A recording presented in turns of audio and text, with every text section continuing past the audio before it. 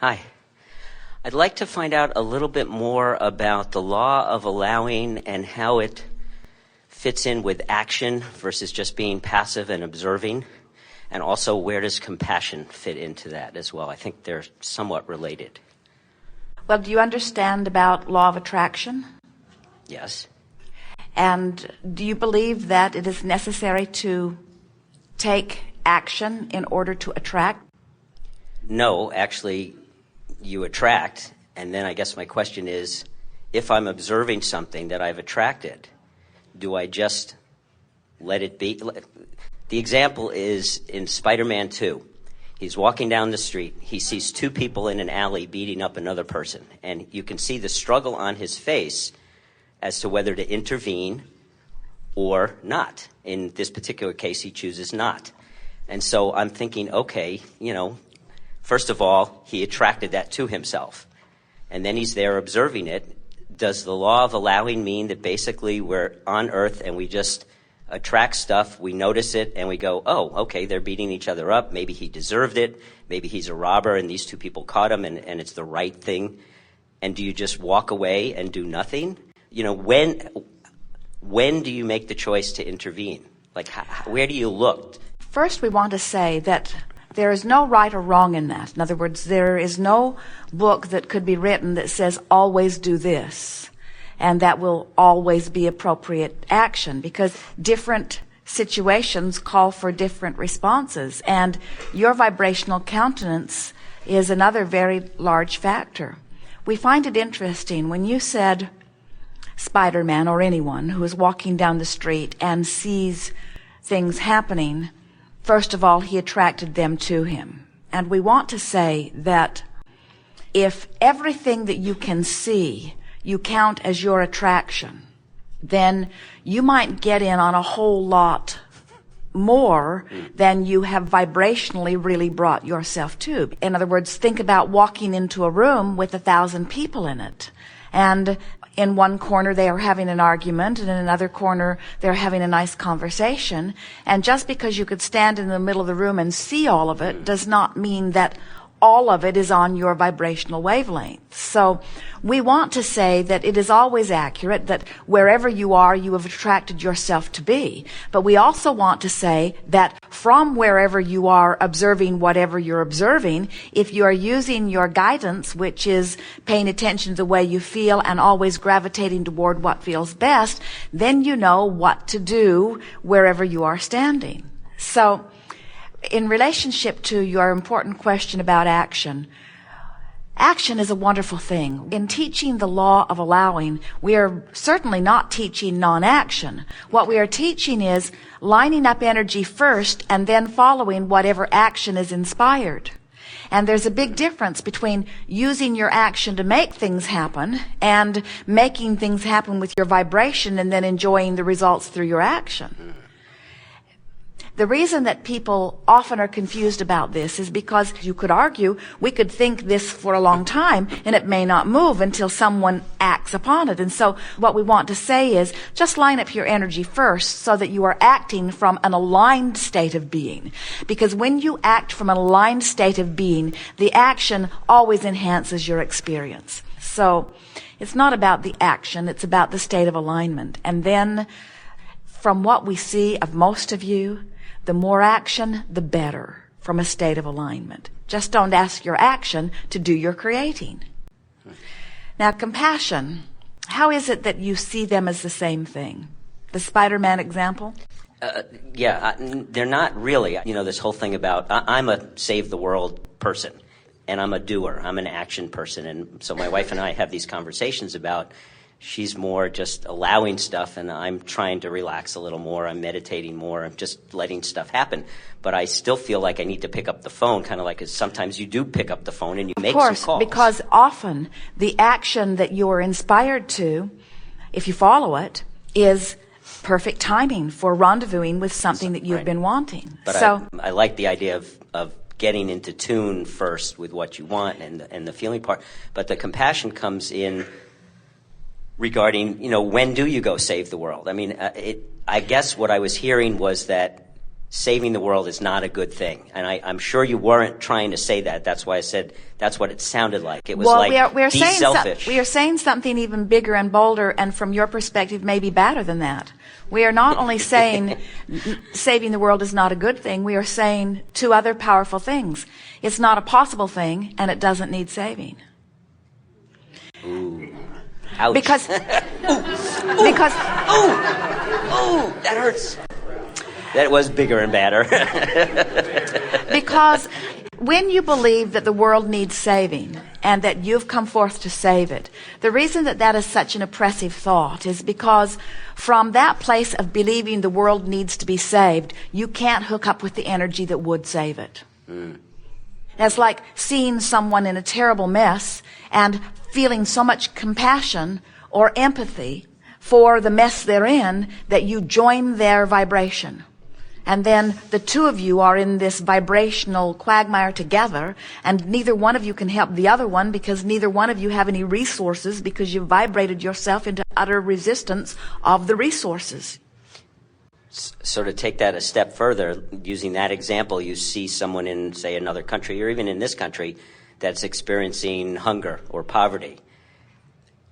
How do you not get sucked in, but still choose to move forward and assist them somehow? We love your question, and we love that we were essential in prodding you to this marvelous question. Prod away.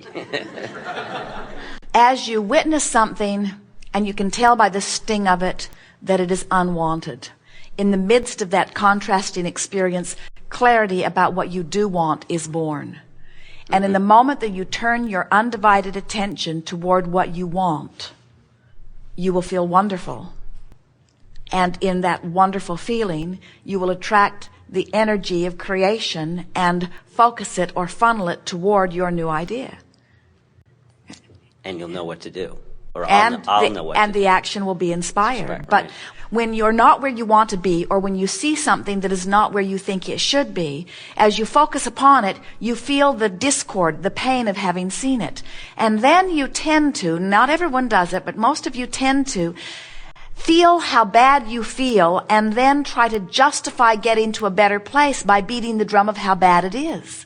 A lot of people could be so much more resourceful if they would get on with the solution. And that's really what we're talking about here. How quickly have you changed your vibrational frequency from witnessing the problem and giving birth to the solution? How quickly do you turn your attention toward the current or vibration of the solution to ride the wave of that? You see, that's what the resources of the universe, the fairies of the universe, your inner beings, your Abrahams, your God, whatever you want to call that, that's what the non-physical energy does. When you give birth to an idea, even though you're far from it, all that is non-physical follows the idea that you have launched. That's what that pre-paving is. That's why your future experience is getting underway before you physically walk into it.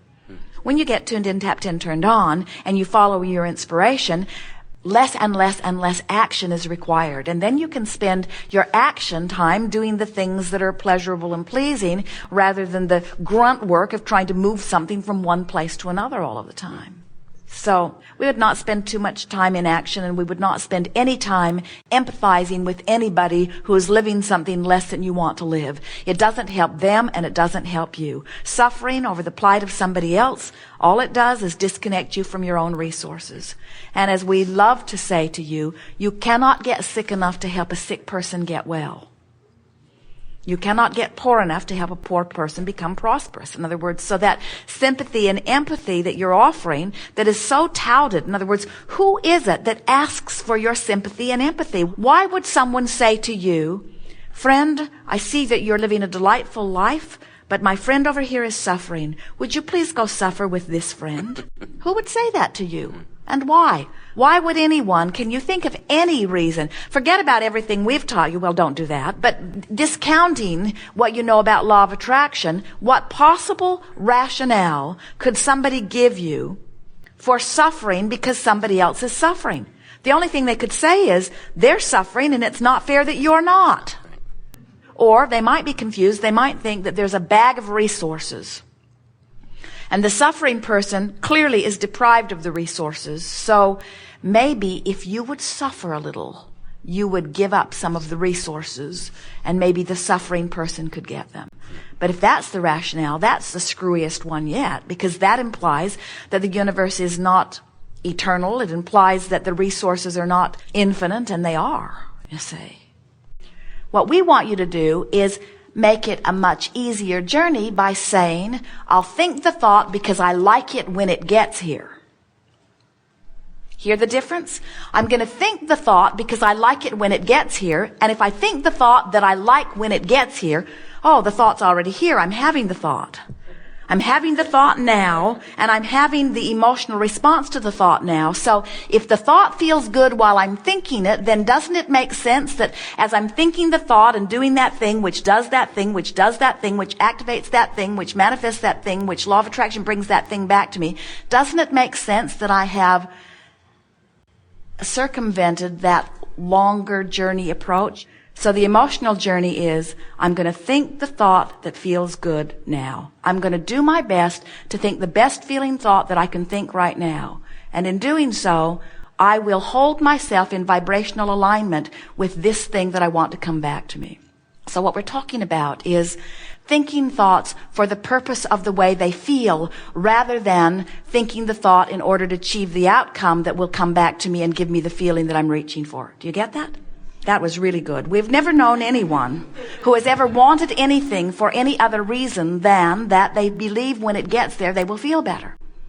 And so when you decide that you are going to contour your life experience, your now where all of your power is. Can you feel it? Right here and now is where all of your power is. You have the power right now to think a thought that feels good or to think a thought that doesn't feel good. You have the power to do it now. Jerry and Esther have a navigational system in their vehicles called Magellan that helps them stay on track. They program the destination in, and then Magellan gives them verbal and visual description to tell them which way to go. And once they've programmed it in, if they don't follow the directions that Magellan has given them, Magellan kicks up a fuss. Magellan says, please return to the highlighted route. Please return to the highlighted route. Magellan never says, where have you been? Magellan never says, well, now you've done it. I'm not going to tell you. I told you and you didn't listen. Now you're on your own. Ask someone else. Magellan just consistently calculates the task at hand, which is the distance and directions between where you are and where you want to be.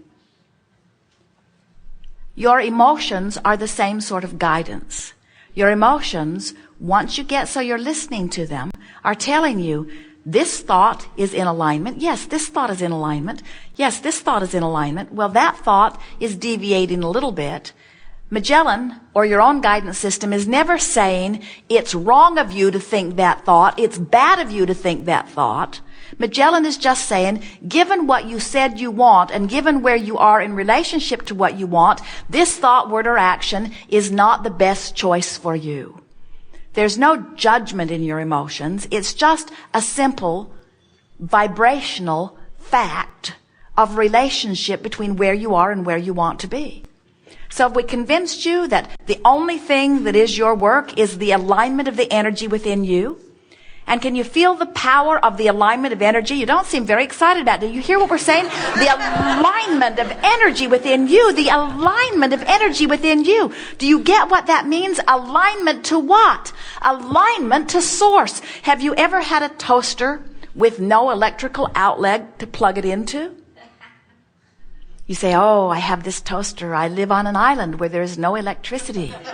And they say, what do you use the toaster for? And you say, an ornament. It's shiny and pretty. And they say, but does it toast bread? And you say, no, it's not plugged in. And we're wanting you to realize that this alignment that we're talking about is everything. It's plugging into the life stream. It's plugging into the clarity stream. It's plugging into the stream of who you are. And so this alignment with you is everything. And once you're aligned, then you can do anything you want with it. You can attract someone. You can create something. You can think something. You can have experiences. In other words, once you're connected to the stream, then anything may be your experience that you choose. There is nothing that you cannot be or do or have. But you got to align with the current first.